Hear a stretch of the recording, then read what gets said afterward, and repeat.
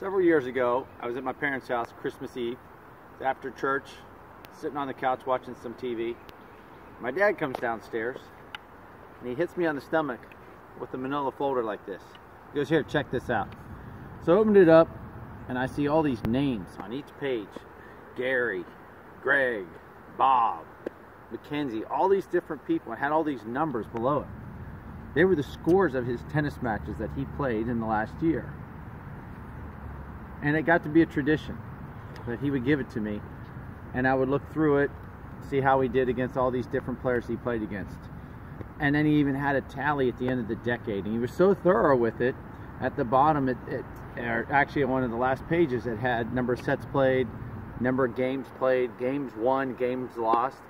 And there's one thing I noticed when I looked through there, that my dad didn't always win the second set after he won the first set. And that's very common. Sometimes because they played in the heat of the day, they'd only play 2 sets. But usually most recreational players don't always win the second set after they win the first set.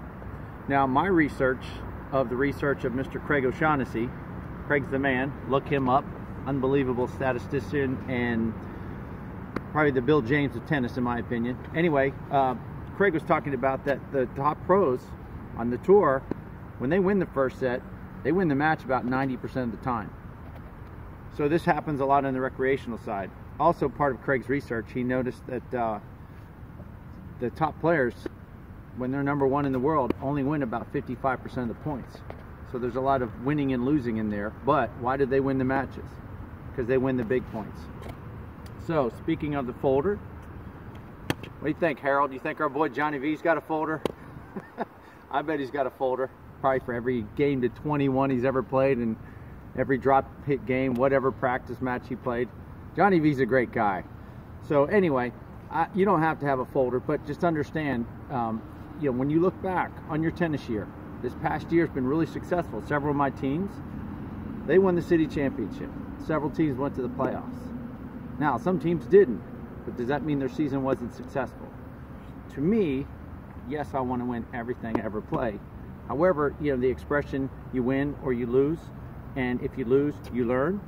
I think it's equally as important, if not more important, when you win, that you also learn. So I asked somebody, well, you won, how'd you win?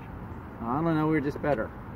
Well, maybe you were just fortunate, because I don't know if you know how to win the next time. When I was living in an apartment, I had a big poster board up on my wall, and I put a big red W, kind of looked like this. Every time a team won, I put a W on the each week. And I kept thinking, what can I do to get these teams to win more? And maybe I shouldn't have talked about winning so much, because it's more about a progression.